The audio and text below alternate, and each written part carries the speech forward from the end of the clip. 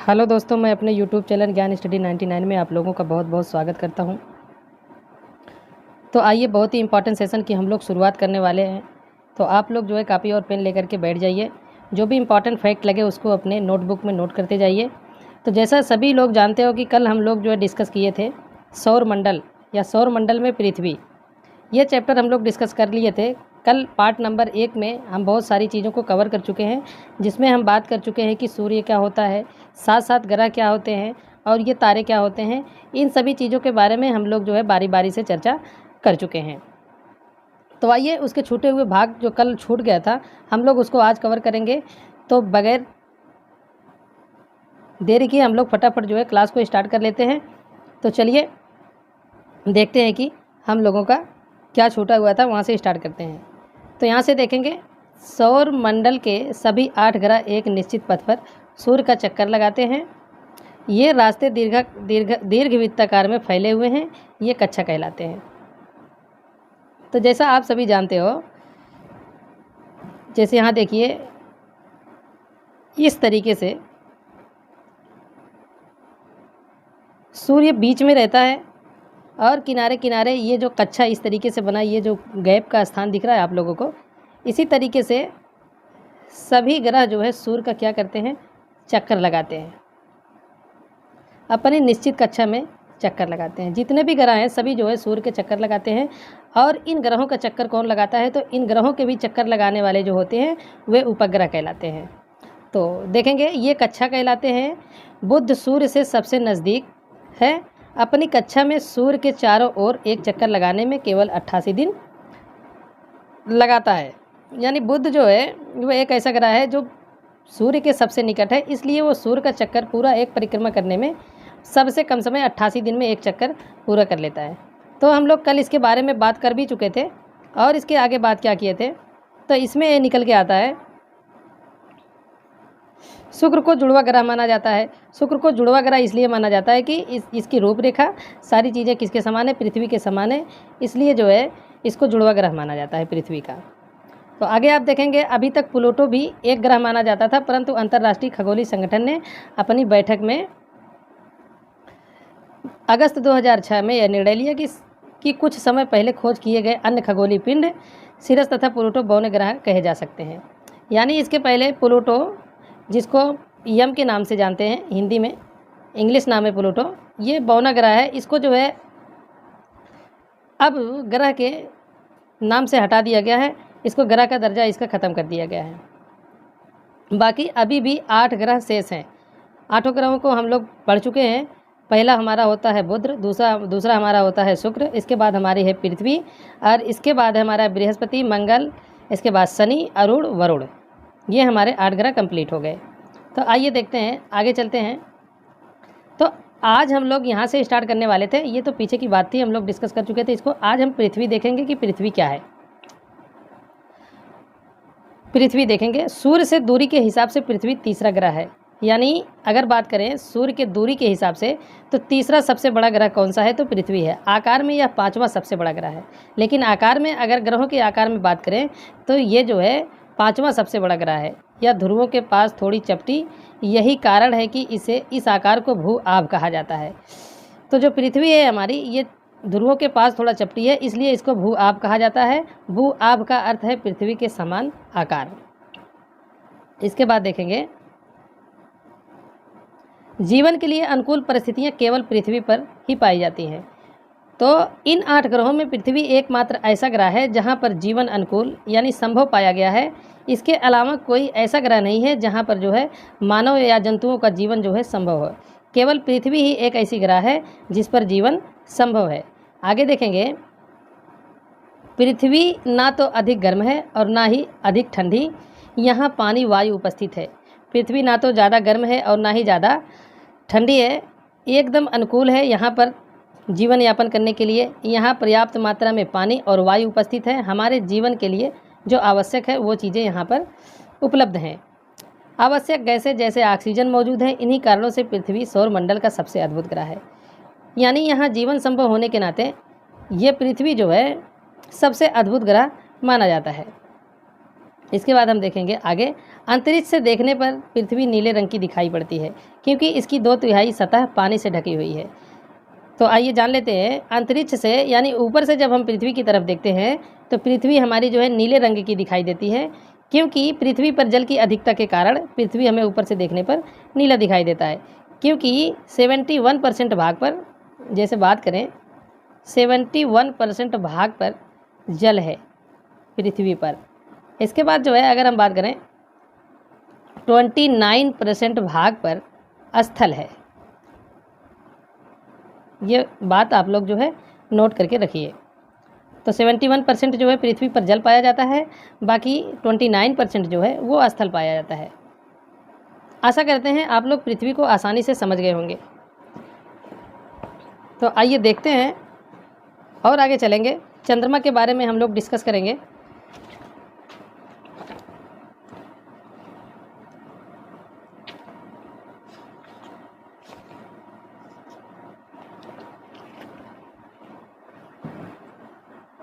एक मिनट।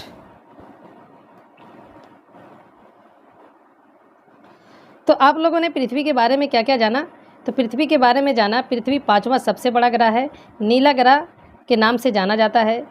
सूर्य का चक्र पूरा करने में 365 दिन लगाता है, 365 दिन 5 घंटे और 46 सेकंड।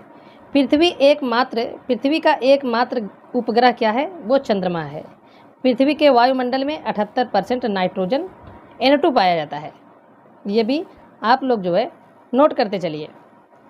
इसके बाद जो है पृथ्वी के वायुमंडल में 78% नाइट्रोजन और 21% ऑक्सीजन और साथ साथ जो है ये पूरे मिलाकर के कितने हो जाते हैं? तो 99 हो जाते हैं। इसके बाद 71% भाग पर क्या है? हमारा जल है। तो आइए देखते हैं चंद्रमा। चंद्रमा को देखेंगे।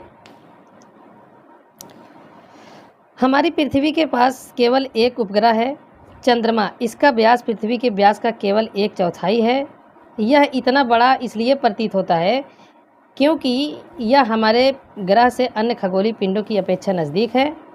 यह हमसे लगभग 3,84,400 किलोमीटर दूर है। अब आप पृथ्वी से सूर्य एवं चंद्रमा की दूरियों की तुलना कर सकते हैं।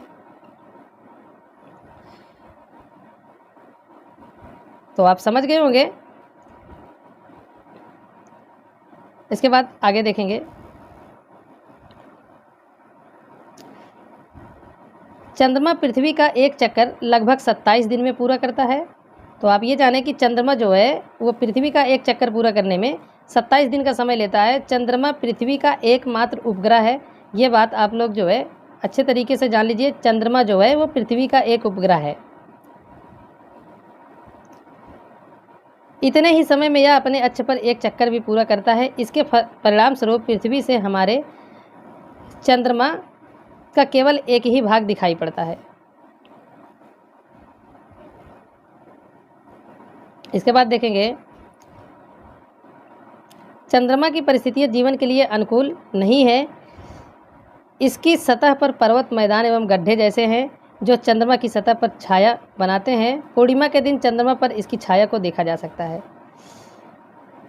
यानी चंद्रमा पर जो है जीवन की परिस्थितियां जो है अनुकूल नहीं है। इसकी सतह पर पर्वत हैं, मैदान एवं गड्ढे हैं जो चंद्रमा की सतह पर छाया बनते हैं पूर्णिमा के दिन। यानी जब पूरा चंद्रमा हमें दिखाई देता है तो जो काले रंग का धब्बा हमें दिखाई देता है, यही मैदान एवं गड्ढे हैं, पर्वत, जो यही सब उसकी छाया हमें जो है दिखाई पड़ती है। तो इसके बाद और इसमें चंद्रमा में कुछ अन्य पॉइंट मैं इसमें जोड़ देता हूँ जो आप लोग उसको अपने कॉपी में नोट कर लीजिए, नोटबुक में।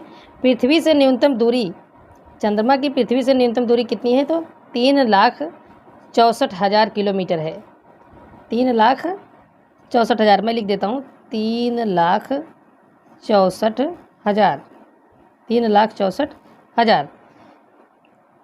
इसके बाद है चंद्रमा से पृथ्वी की औसत दूरी कितना है? तो औसत दूरी कितना, ये भी देख लो। औसत दूरी बराबर है 3,84,000, 3,84,000 किलोमीटर। इसके बाद चंद्रमा का प्रकाश पृथ्वी में आने में कितना समय लगता है, तो ये भी देख लीजिए। चंद्रमा का प्रकाश जो है पृथ्वी में आने में 1.3 सेकेंड, 1.3 सेकेंड। और अगर हम देखें तो इसमें चंद्रमा पर जो है एक अंतरिक्षयान सबसे पहले पहुंचा था, उसका नाम क्या था? सबसे पहले पहुंचने वाला अंतरिक्षयान कौन था? तो लूना। एक अंतरिक्षयान का नाम था लूना, जो 1966 में पहुंचा था। कितने में? 1966 में। किसके द्वारा? USSR द्वारा। आशा करते हैं आप लोग समझ गए होंगे। फिर उसके बाद दूसरा देखेंगे, मानव को जो है चंद्रमा पर ले जाने वाला सबसे पहला यान कौन था? तो उसका नाम क्या था? अपोलो। क्या नाम था उसको? अपोलो 11 था। उसका नाम क्या था? ये सबसे पहला यान है जो चंद्रमा पर गया था, जिसका नाम था क्या? अपोलो 11। ये सबसे पहला यान है जो चंद्रमा पर गया था। ये USA द्वारा भेजा गया था। ये यूनाइटेड संयुक्त अमेरिका के तरफ से भेजा गया था। कब? 20 जुलाई 1969 को ये भेजा गया था। और कौन गए थे इसके साथ में? Neil Armstrong. नील, फिर से लिख देता हूँ, कौन व्यक्ति थे ये? Neil Armstrong.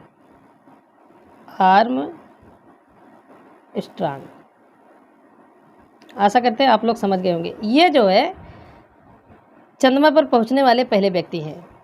तो आप इनका नाम जो है नील आर्मस्ट्रांग इनका नाम था।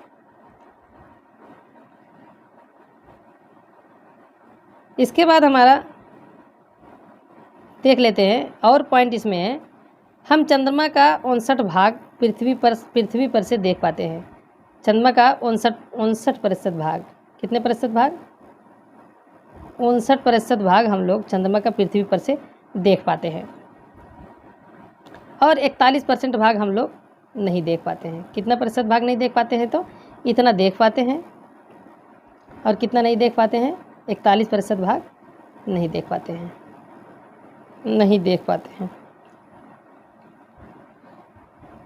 पेन चलने में थोड़ा डिस्टर्बिंग कर रही है। इसके बाद जो है हम आगे देखेंगे और पढ़ते हैं। तो इसमें देखेंगे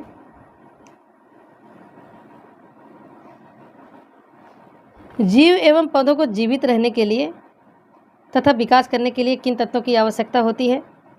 तो आप इसको बता सकते हैं कि पेड़ पौधों के लिए भी कार्बन डाइऑक्साइड की आवश्यकता पड़ती है, और मनुष्यों के लिए जो है किसकी आवश्यकता पड़ती है? ऑक्सीजन की आवश्यकता पड़ती है। जिस तरीके से पेड़ पौधों को जल की आवश्यकता पड़ती है, उसी तरीके से मनुष्य को भी जीवित रहने के लिए जल की आवश्यकता पड़ती है। इसके बाद देखेंगे चंद्रमा पृथ्वी का एक चक्कर लगभग 27 दिन में पूरा करता है। लगभग इतने समय में यह अपने अक्ष पर एक चक्कर पूरा करता है। इसके परिणाम स्वरूप पृथ्वी हमें चंद्रमा का केवल एक ही भाग दिखाई पड़ता है। जैसा मैंने बता चुका आपको कि 59% भाग आप चंद्रमा का देख पाते हैं पृथ्वी पर से, बाकी 41% भाग आप नहीं देख पाते हैं। इसके बाद हम देखेंगे क्षुद्र ग्रह, तारों, ग्रहों एवं उपग्रहों के अतिरिक्त असंख्य छोटे पिंड भी सूर्य के चारों ओर चक्कर लगाते हैं। इन पिंडों को क्षुद्र ग्रह कहते हैं। यह मंगल एवं बृहस्पति की कक्षाओं के बीच पाए जाते हैं। वैज्ञानिक के अनुसार क्षुद्र ग्रह के ही भाग होते हैं। क्षुद्र ग्रह के ही भाग होते हैं जो बहुत वर्ष पहले विस्फोट के कारण ग्रहों से टूटकर अलग हो गए थे। यानी तारों, ग्रहों एवं उपग्रहों के अतिरिक्त छोटे छोटे पिंड भी पाए जाते हैं जिनको क्षुद्र ग्रह कहा जाता है। तो ये जो है कहाँ से मिले थे? तो ये मंगल और बृहस्पति के कक्षा के बीच में जो है विस्फोट हो गया था। उस विस्फोट के कारण ये टूट कर जो है ग्रहों के चक्कर ये भी लगाने लगे। इसके बाद हमारा आता है, तो आशा करते हैं आप लोग क्षुद्र ग्रह समझ गए होंगे। जो कहाँ से मिले थे? ये मंगल और बृहस्पति के कक्षाओं के बीच में पाए जाते हैं और जो विस्फोट के कारण पाए गए थे। ये ग्रह के ही भाग हैं। इसके बाद हमारा आता है उल्का पिंड। देख लेते हैं उल्का पिंड क्या है। तो उल्का पिंड को समझेंगे। उल्का पिंड सूर्य के चारों ओर चक्कर लगाने वाले पत्थरों के छोटे छोटे टुकड़े को उल्का पिंड कहते हैं। अब सूर्य के जो चारों तरफ चक्कर लगाते हैं ये छोटे छोटे टुकड़े, तो ये उल्का पिंड कहलाते हैं। कभी कभी ये उल्का पिंड पृथ्वी के इतने नज़दीक आ जाते हैं कि इनकी प्रवृत्ति पृथ्वी पर गिरने की होती है। इस प्रक्रिया के दौरान वायु के साथ घर्षण होने के कारण ये गर्म होकर जल जाते हैं। जब यही पत्थर कभी कभी जो है, जब आकाश में हम लोग देखते हैं कि जब आकाश में गर्जन होता है तो बिजली चमकती है, वो क्या होते हैं, यही पत्थरों के टुकड़े होते हैं। ये जो उल्का पिंड होते हैं यही पृथ्वी तक आते हैं। जब कभी ये टकरा करके पृथ्वी के करीब आ जाते हैं घर्षण करने के कारण, ये गर्म होकर जल जाते हैं। तो जिसको हम लोग कहते हैं कि ये बिजली कहीं भी गिरती है, तो आप लोग इसको देखे होंगे, महसूस भी किए होंगे कि बिजली कैसे गिरती है, तो यही उल्का पिंड होते हैं। कभी कभी कोई उल्का पूरी तरह जले बिना पृथ्वी पर गिरती है, जिससे धरातल पर गड्ढे बन जाते हैं। कभी कभी तो ऐसा होता है कि ये उल्का पिंड ज़मीन पर वैसे ही गिर जाते हैं बगैर जले, तो क्या हो जाता है, वहाँ ज़मीन जो है पूरा धरातल पूरा गड्ढा हो जाता है। इसके बाद हम देखेंगे आगे, एक मिनट। तो देखिए, क्या आपने तारे वाले खुले आसमान में एक और दूसरी ओर तक फैली चौड़ी सफ़ेद पट्टी की तरह एक चमकदार रास्ते को देखा है? यह लाखों तारों का समूह है। यह पट्टी आकाशगंगा है। हमारा सौरमंडल इस आकाशगंगा का एक भाग है। प्राचीन भारत में इसकी कल्पना आकाश में प्रकाश की एक बहती नदी से की गई है। इस प्रकार इसका नाम आकाशगंगा पड़ा था। आकाशगंगा करोड़ों तारों, बादलों तथा गैसों की एक प्रणाली है। इस प्रकार की लाखों आकाशगंगाएं मिलकर ब्रह्मांड का निर्माण करती हैं। यानी एक पट्टी होती है जिस पे जो है बहुत सारे सौरमंडल के तारे और आकाशीय पिंड सभी रहते हैं, जिनको आकाशगंगा कहा जाता है। तो इस तरीके से जो है आप देखेंगे आकाशगंगाएं जो होती हैं वो मिलकर किसका निर्माण करती हैं, तो ब्रह्मांड का निर्माण करती है। ब्रह्मांड की विशालता की कल्पना करना अत्यधिक कठिन है। वैज्ञानिक अभी भी इसके बारे में अधिक से अधिक जानकारी एकत्र करने में जुटे हैं। यानी अभी पूरे ब्रह्मांड की खोज वैज्ञानिक भी नहीं कर पाए पूरे तरीके से, अभी भी इसकी जानकारी में वो लगातार अपना काम कर रहे हैं। इसके आकार के संबंध में हमें कोई जानकारी नहीं है। यानी ब्रह्मांड हमारा कितना बड़ा है, इसके आकार के संबंध में पूर्ण रूप से जानकारी नहीं है, लेकिन फिर भी हम जानते हैं कि हम सभी इसी ब्रह्मांड का हिस्सा हैं। यानी इसके बावजूद भी हमें इतना ये पता है कि हम लोग जो है इसी ब्रह्मांड का हिस्सा हैं। इसके बाद देखें, इधर देखें तो हमें पृथ्वी दिखाई दे रही है इस गोले में। इसके बाद सौरमंडल है, इसके बाद आकाशगंगा है, इसके बाद फिर ब्रह्मांड है। तो आप देखेंगे, क्या आप ब्रह्मांड के साथ अपना संबंध बता सकते हैं? आप पृथ्वी पर हैं तथा पृथ्वी सौरमंडल का एक भाग है। हमारा सौरमंडल आकाशगंगा मिल्की वे का एक भाग है जो ब्रह्मांड का हिस्सा है। ब्रह्मांड से जुड़े इस तथ्य पर विचार कीजिए, इसमें लाखों आकाशगंगाएं मौजूद हैं। इस चित्र में आपका स्थान कहाँ है? तो इस चित्र में हमारा स्थान तो दिख रहा है भाई, ये बीचों बीच में। कहाँ दिख रहा है? तो ये बीचों बीच में ये हमारा स्थान है। इसके बाद ये हमारा पूरा भाग सौरमंडल है। इसके बाद वाला भाग जो हमारा है वो आकाशगंगा है। इसके बाद के लास्ट का जो भाग है वो क्या है? ब्रह्मांड है। सॉरी,